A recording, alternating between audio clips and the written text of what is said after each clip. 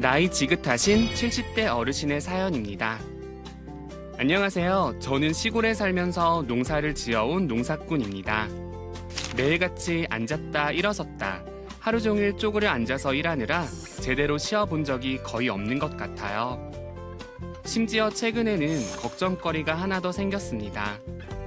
나이가 들면서 체력이 예전 같지 않다 했더니 젊은 시절부터 달고 살던 고질병이 더 심해진 것 같아요. 평소에 무릎이 아프긴 했는데 요즘에는 오래 걷거나 쪼그려 앉는 것이 힘들 정도로 무릎 통증이 더 심해졌습니다. 날씨가 좀 추워지거나 비가 올 때면 동네 마실 나가기도 힘이 들 정도로 아파요. 가까운 병원에 가서 진단을 받아보니 세상에 무릎 퇴행성 관절염이라고 하는군요. 병원에서는 인공관절 수술을 하자고 하는데 무릎 수술은 위험하다고 들어서 고민만 쌓이고 있습니다. 건강한 부티뷰티에서 무릎 퇴행성 관절염의 원인과 효과적인 치료법에 대해 알려주세요. 네, 건강하게 100세까지 건강 정보를 전해드립니다. 네, 건강한 부티뷰티 오늘은요 무릎 퇴행성 관절염에 대해 알아보도록 하겠습니다. 네. 정형외과 박경진 원장님 모셨거든요. 인사 나눠볼게요. 어서 안녕하세요. 오세요. 안녕하세요, 안녕하세요. 원장님. 네. 반갑습니다. 네, 무릎 퇴행성 관절염 어떤 건지 좀 설명 부탁드립니다, 원장님. 네, 무릎 퇴행성 관절염은 관절을 보호하고 있는 연골이 나이가 드시면서 닳아서 없어지게 되기 때문에 관절 간격이 좁아지고 통증을 일으키는 그런 질환입니다. 사진을 보시면은 정상에 비해서 퇴행성 관절염 있는 환자에서 다리의 연골 간격이 좁아져 있고 그다음에 다리가 안쪽으로 휘어 있는 걸 볼 수 있습니다. 네. 확실히 그 왼쪽이 살짝 휘어진 느낌이 보이긴 하더라고요. 네, 맞아요. 네, 그러면 관절을 이루는 그 뼈와 인대에 생기는 그 질환인 만큼 뭔가 이 증상도 몸 전체에 나타날 수 있겠다라는 생각이 드는데 주로 어떤 증상이 나타날까요? 네, 가장 흔한 증상은 무릎 관절의 통증이고요. 네.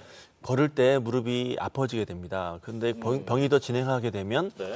무릎 관절의 통증뿐만 아니라 가만히 있을 때도 무릎이 아픈 그런 증상이 나타날 수가 있고요. 네. 무릎이 부을 수도 있고 그다음에 더 심해지게 되면 무릎이 안쪽으로 휘고 더 진행되게 되면 걸을 때도 걸음걸이가 변화지게 되고 어떤 경우에는 절개되는 다리를 절개되는 그런 현상을 보이게 되고요. 네. 그래서 환자분들이 외래를 오실 때 들어오시는 모습만 봐도 아 이분은 무릎이 아프시구나 이렇게 알 수 있습니다. 네. 사실 저희 할아버지가 굉장히 지금 관절염 때문에 너무 고통스러워 하시거든요. 예전에는 산도 잘 가셨는데 요즘은 마트 가시는 것도 힘들어 하셔요. 이 관절염의 원인이 좀 뭐가 있는지 저는 궁금한데요. 네, 관절염은 크게 1차성하고 2차성 관절염으로 나눌 수 있는데요. 네. 1차성 퇴행성 관절염은 확실한 원인은 밝혀지지 않았지만 나이, 성별, 유전적 요소 혹은 비만 등에 의해서 생기는 것으로 알려져 있고요. 2차성 퇴행성 관절염은 관절 연골에 손상을 줄 수 있는 외상, 교통사고라든지 아니면 질병 등에 의해서 생기는 것을 이야기합니다. 네. 근데 주위에서 보시면 20대 청년이 퇴행성 관절염이 생겼다라고 그런 얘기는 못 들어보시지 않으셨습니까? 그러게요. 그것처럼 노화와 연관돼서 생기는데요. 나이가 드시면 관절이 이제 노화되면서 관절염이 생기는 것으로 볼 수 있지만 하지만 또 한편으로는 90세 노인이시라고 해서 다 무릎이 아프신 것은 아닙니다. 그래서 여러분도 관절 관리를 잘 하시면 100세까지 건강한 무릎을 쓰실 수 있으십니다. 네. 사실 뭐 이제 걷고 뛰는 행위는 일상생활에서 정말 기본적인 행위잖아요. 좀 검사를 잘해야 될 것 같다는 생각이 드는데 관절염으로 의심되는 경우에는 어떤 검사를 받게 되는 건가요? 네, 가장 대표적인 것은 단순 방사선 검사라고 할 수 있는데요. 네. 사진을 띄워주시면 사진에 보시면 오른쪽은 정상 무릎이 되겠고요. 네. 왼쪽은 관절염이 있는 무릎입니다. 그래서 네. 다리가 안쪽으로 휘고 또한 관절 간격이 오른쪽에 비해서는 좁아져 있고요. 그렇네요. 그다음에 안쪽이 약간 하얗게 경화되는 모습을 볼 수 있고 네. 심하면 골극도 형성되는 그런 변화를 보이기도 합니다. 네. 네. 그다음에 또 한 가지 검사로는 자기공명 영상 검사를 할 수 있는데요. 영어로는 MRI 검사라고 하는데 네. 굉장히 정확한 검사입니다. 그래서 뼈 주위의 인대라든지 연골, 그다음 연골판 등을 볼 수 있는데요. 하지만 비싸서 약간 그 가격 때문에 좀 주저하시는 경우가 있고요. 네. 사진을 보시면 MRI 검사 소견입니다.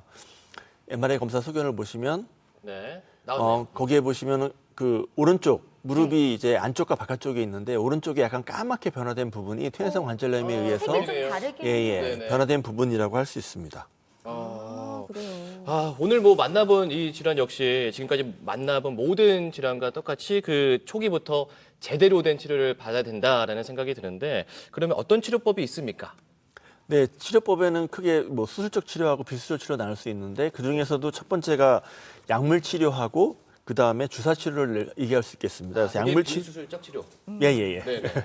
그래서 약물 치료는 첫 번째로는 이제 그 먹는 약을 제일 많이 드시는데요. 네네. 하지만 아쉽게도 퇴행성 관절염을 완전히 치료할 수 있는 약은 없습니다. 아우 어떡해.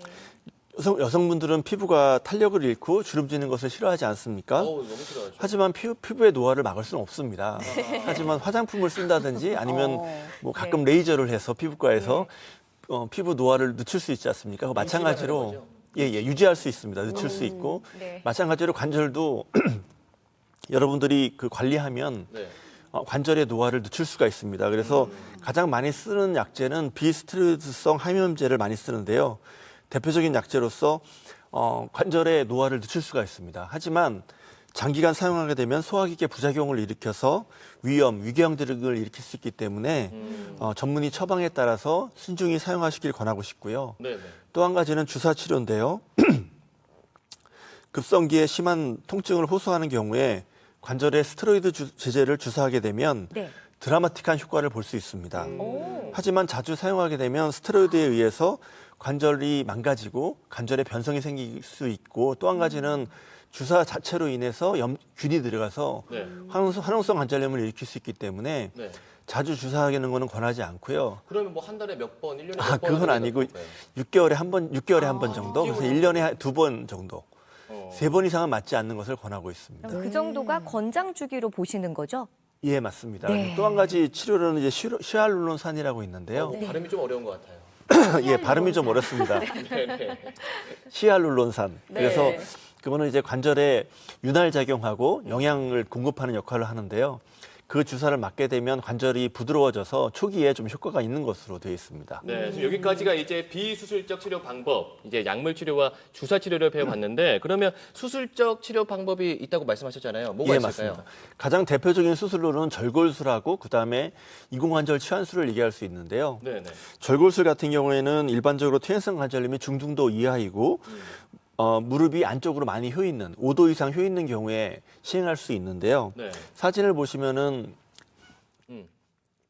사진이 이제 예, 네, 예. 아까 그 나왔던 그 사진. 예, 사진 보시면은 왼쪽 사진은 이제 관절염이 있는 무릎인데요. 무릎이 안으로 좀 이렇게 휘어 있는 오다리 모양을 볼 수 있습니다. 제가 오다리입니다. 네. 근데 그 오다리가 있을 때 다 수술하는 건 아니고요. 오다리가 심할 경우에 5도 이상에서 10도 정도 될 경우에 절골술을 해서 오른쪽처럼 무릎을 똑바로 펴줄 수 있습니다. 그래서 이거는 오다리 모형인데요. 네. 이걸 보시면은 다리에 휘어 있을 때 절골술을 가한 다음에 여기에 뼈 이식을 하게 되고요. 그 다음에 금속판을 덧대서 다리를 똑바로 펴주는 그런 절골술을 시행할 수 있습니다. 그럼 또 다른 뭐 또 치료법도 있습니까? 수술? 네, 또 한 가지는 인공관절 치환술인데요. 네. 인공관절 치환술은 관절염이 4단계 이상 진행되고 그 다음에 나이가 60세 이상에서 시행할 수 있는 가장 효과적인 치료 방법이고요. 사진을 보면서 설명드리면 저렇게 관절염이 있을 때 안쪽에 인공관절을 하얗게 보이는 게 인공관절인데요. 전부 다요? 예, 저렇게 인공관절을 넣어서 수술하게 되고요. 네. 저 사진만 보시면 인공관절 수술을 하면은 저렇게 막 뼈를 다 잘라내라 생각하실 텐데 이게 네.